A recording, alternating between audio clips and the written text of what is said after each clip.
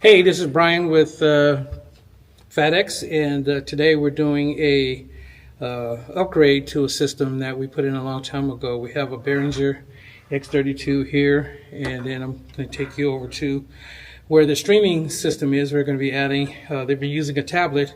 We're going to add a Berhinger X32 Compact, so that way it takes up less space. You don't need this big or large thing, just a couple more layers, but it does the same thing. So we're going to be doing that today. Running a Cat 5, Cat 6 out of here, and running it up over to the streaming. All right, this is the streaming booth, and where the live stream is, it's in a whole separate room from the sanctuary, so that way you can have his own. You got monitors in here, has a flat screen to see the service. And then that computer there is to monitor the live stream. It's a basic system. We have been using a tablet. That's been put away. I don't need it anyway. And then we've been using a small mixer to split the signal coming from the live mix, to hear the live mix, and then coming from the mixer down there into here to mix here, and it's sent over to the So this is where the director is for the live stream. He's here, and then we have Pro Presenter station over here. So we're using, excuse the mess, we're going to clean it up today too. They're using ATEM Mini Extreme ISO. ATEM Mini Extreme, and then they run PTZ cameras, and that's the controller for the PTZ cameras. That's the computer that they're using for streaming, and then that's the monitor to monitor the feed with the. All right, we have the Berhinger X32 Compact in. I ran the Cat 6 over here, and I need to get a couple cords to hook it up because I'm changing it from this little mixer to this bigger one. And so I'm going to program it, and we'll go through that a little bit. Hi, this is Brian with Tech Talks, and today I'm going to be talking about an install we're doing and almost finished with.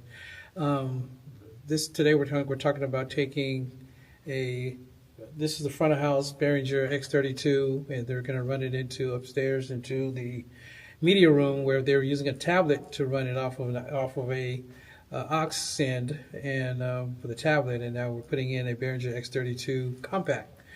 And so I'm going to kind of talk about the process of what I've learned about the process, because one of the things I realized in learning about this install, that the videos that are out there didn't quite go through some of the challenges that you face if you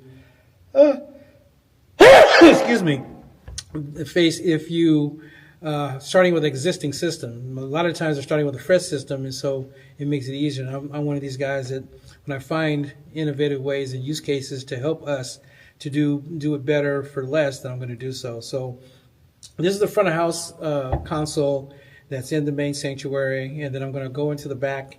I'm going to stop, and I'm going to go into the back and then show you the stage box, and then talk about the connections there and what we did with that, and then we'll go upstairs into the media room and show you. So we're behind the pulpit in the church, and this is the amp rack. It's a mess because we've done some changes, and we have it set up a certain way that we can pack some stuff into different things. And so what happened was we took this amp rack from the initial church, and they didn't want to spend more money to get a higher rack, and so we just sat the stage box right here. So this is the S32, which everything's connected to it. And what we did was that when we first installed it, we inherited the mixer. We had a different mixer that we're going to bring in, but then we had to buy a stage box for that, because at the time we had the mixer, they didn't have the stage box, and the stage box came out some time afterwards. And so when we came here, this board was already here. It's not necessarily a better board than we have, but a different board than they had here. So I said, let me just go ahead and use this, get the stage box, because the good thing about this was I did a video a while back using analog, going from analog to digital, and Berhinger had this D32, this D16, I think it was. I don't remember what it's called now. And so I did a video on that went viral because it was going from analog to digital using the P16, which is the personal intermonitors with an analog board. So with this one, we didn't have to do that. This takes that in there, and all you got to do is just buy the smaller adapters, for everything to plug into, and then that plugs into through the Ultranet connection. So this is the hookup for here, and I wanted to share that little history because what happened was we didn't, the board didn't have, because it was an older, X32 board. It there wasn't a sticker on it that says that you have to have a shielded cable. So we ran a regular Cat 6. We didn't run a Cat 5 because we said Cat 6 is faster. So we ran a Cat 6, and so we ran a Cat 6 cable all the way from the stage up to the ceiling and dropped it down over here and plugged it into the back of the S32. So I just want to share that to you. So when I talk about the rest of the process, you kind of understand that from the pulpit, from here behind stage up to the sound booth is ran, because we didn't know any better. We ran Cat 6 just. All right, up in the streaming room, the broadcast room, and I want to kind of talk about the processes of what I had to do in order to get this to work. Again, as I mentioned earlier, that with this new board, this is the new board for the broadcast. Again, as I mentioned earlier, we were using a tablet, using an iPad, and the iPad has its limitations, so it's harder to go through the process. You can do it. And we've done it, and they've been doing it for years since they've been in this location now for, I think, almost 5 years. So in the process, they've started with that, so they've been using it, but there's some limitations. And I want to talk about some limitations even with this process too, so that way when you go this route, what the slight limitations are. And I got to figure out how to bypass it if there's ever, even if there's ever a way. So anyway, in setting this up on the back of this one, as well as I had never done this part of it before, so I said, let me go look at some YouTube videos. And as I was watching the videos, all the people are saying, oh, you need a shielded Cat 6 or Cat 5e or Cat 6 or 7, whatever, that you would need to have it shielded cable. And so two things. When I first set it up, I said, oh, let me just use this other cable because this other one works back there. If this doesn't work, that'll work. And not knowing what there's some setup things that you need to do in order for it to work. And that part is there's other tutorials on that, on setting it up, the broadcast wise, but I just want to go into the use case of the challenges I had, so that way you know what you can and can't do, or what the limitations are, versus me telling you how to do it, because there's tons of videos out there that know how to do it. I just want to help you with learning what I've learned, so that way you don't have to go through what I went through and with some of the challenges. So let me say this one thing. When I set it up, I ran the cabling from, so how you have two ways of setting up your board, which all the videos will tell you the same thing, that you either come from the board, or you can come from the actual snake box. Well, because it's a 200 plus foot run from here, it's like probably almost 300 feet, which is fine, but that means going up through the ceiling again and going across and dropping it down when it's easier to come off the board. So what happens is, when you set it up, and I didn't know it at the time, that you have to, the cool thing about the Berhinger is you can set it up any kind of way, but there's certain ways that it has to be done in order for it to work, the basics of it working. And so I didn't realize that I had to assign, that is the master downstairs in the audio, out in the sanctuary, and then this becomes a slave, and what that truly meant. And so when I set it up, I kept getting an error message when I first set it up. I just ran a regular cable because that's what I did before. I said, if it's working that way, I don't need a shielded cable. If that's working, then this will work. So I said, oh, let me try it. And then when it didn't work, I thought it was a cabling. And thank God for God's anointing. So I said, ooh, let me order. So I went on and ordered a shielded cable, ran through, did it again, and realized that I had to assign it from down there, from being the master to this being the slave, and it has to be on for it to work right. And that's going to come into play in a second when I talk about the second part of what I want to talk about.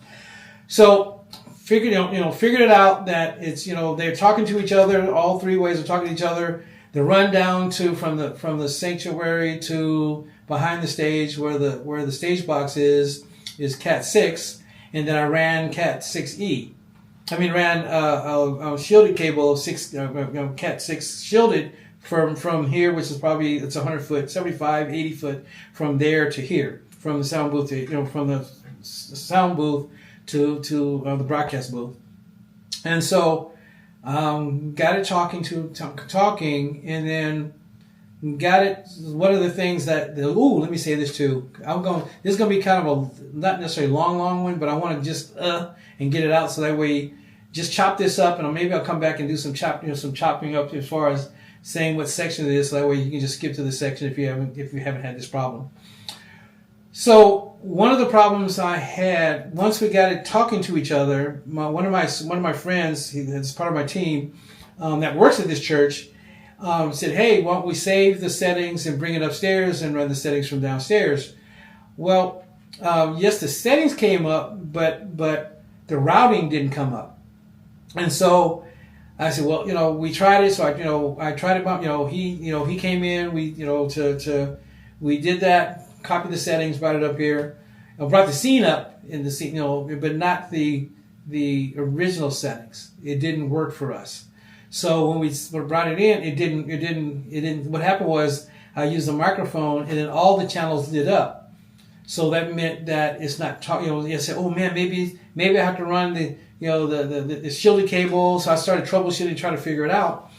And so I said, "No, let me factory reset this, reconnect everything, and then go ahead and route it the way you would normally route it from downstairs if you didn't have this." So once I did that, they talked to each other, which is fine.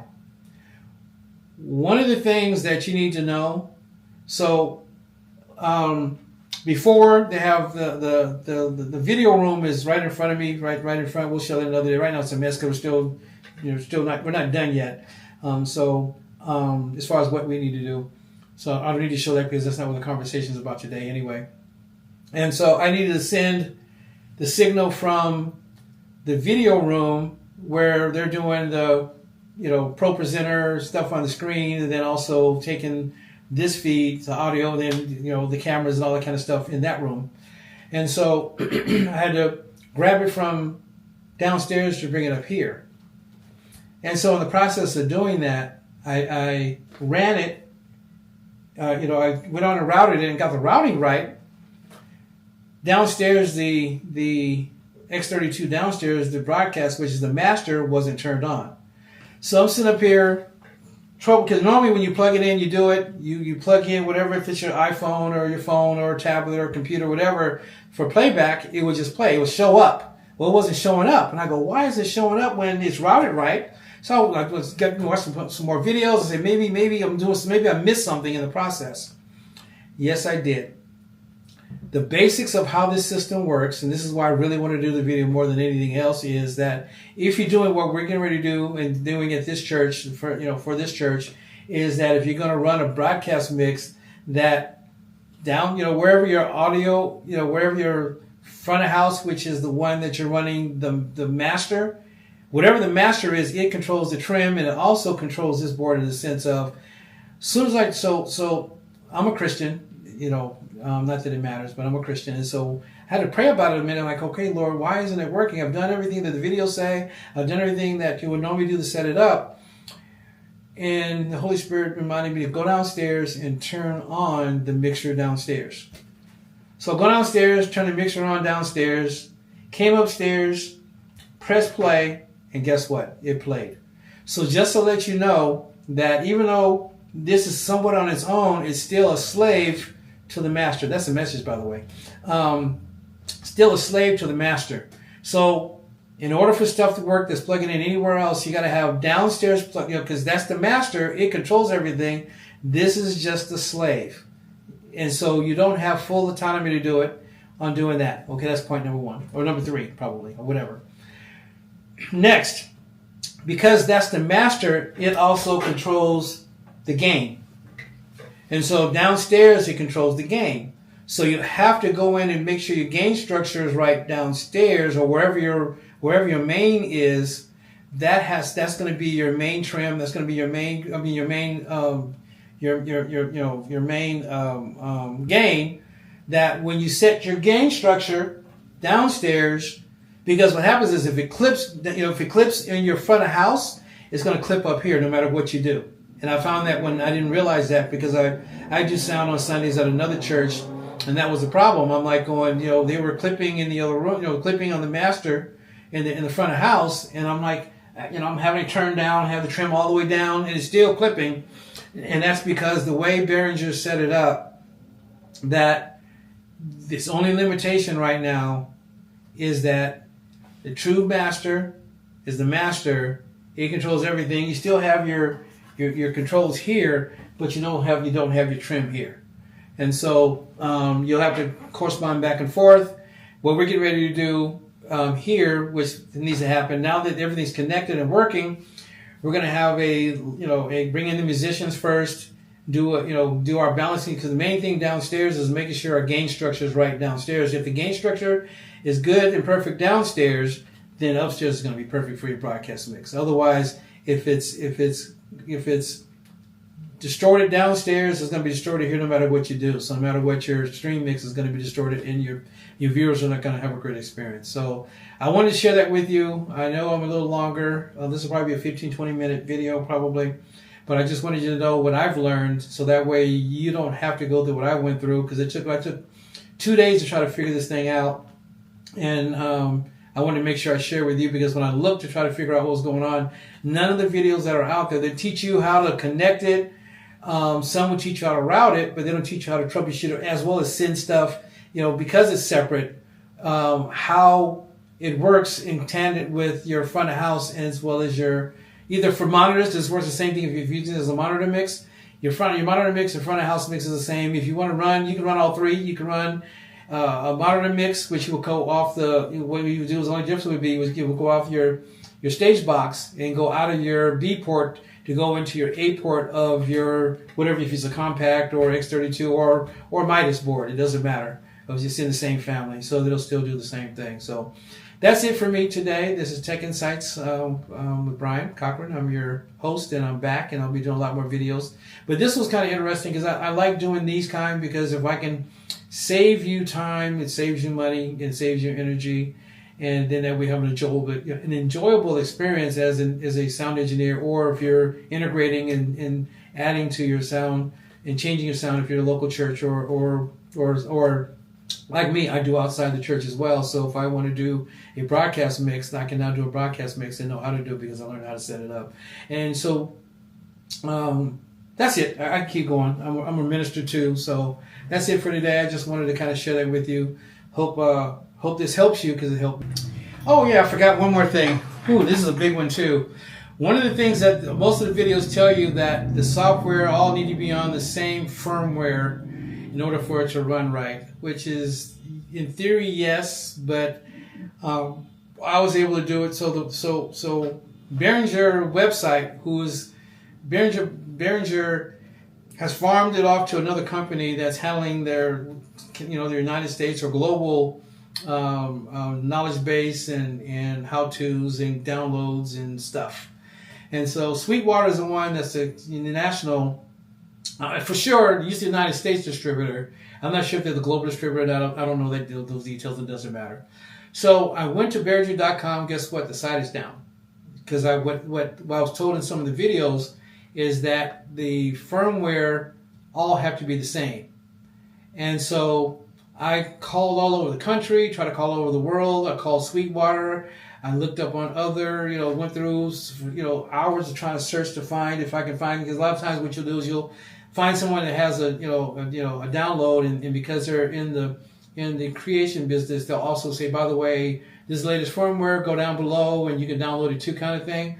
Nobody has it, so nobody did it. So this one, because it's a brand new board, has the latest firmware. The one downstairs is 4.06, which is great because it has a user, the user page, the user interface part. I mean, user something that's called. I didn't need it for that, but you need at least 4.0 or 4.6 in order for it to work. So we were able to do it without having the same firmware. This is 413. The other one downstairs is 406. And I just learned in doing this process that your stage box has firmware and needs to be updated as well. So if you haven't updated your firmware right now, this is April 15th. So if you see this after April 15th, this right now, Berhinger.com is down, and they have another company that's running it. They're redoing everything on the website, so everything is down. I even tried calling the company, and the company, I emailing, but I found an email and emailed them, and they're like, well, hey, right now we're revamping everything. They didn't have access to the download as well. So, but I was able to, because I think it's 0.06. If you got something older, it may not work. I'm not exactly sure. But I was able to still put it together, and they still talk to each other, even though the firmware is not the same. They're not the same. So I don't know if because of prayer. I don't know because of luck. All I know is that we're able to get it to work because it works. And so they're talking to each other. Let me show you this real quick so that we can see. One thing I want to show you. If you look at this right now, because the downstairs is not on, it shows red, and it's not because they're not connected. You'll see this green. All these would be green if sorry about that. If it was turned on, but I didn't need it turned on because I wasn't showing. I'm not showing you that process because there's enough videos out there to show you how to connect them, how to route them, that kind of thing. I want to be more on, if I find a problem, what the solution is and how I found a solution by what I did. So you too can do the same. You can do it. They don't. I mean, I don't. Just like I'll say this one more thing, and try to stop. From here, from this board to the front of house board is shielded cable. From the front of house board to the stage box is Cat 6. So I don't know, because these are shielded, that it worked, and the other one's already communicating, so the communication has to be from here to the board, because this was attached to the other board down the front of house, that it had, that has to be shielded. So I'm not saying it's positively going to work for you. It worked for me. It may work for you. One of the things next I was going to have to do was, since that didn't work, and if it still didn't connect, and they did, praise God, I would have to rerun from the front of house all the way back with the shielded cable. But I didn't have to, so I just want to share that to you, that just in case all the videos say that you got to, bachelor, what is his name? Anyway, there's a guy who's really popular, he's really knowledgeable about Berhinger.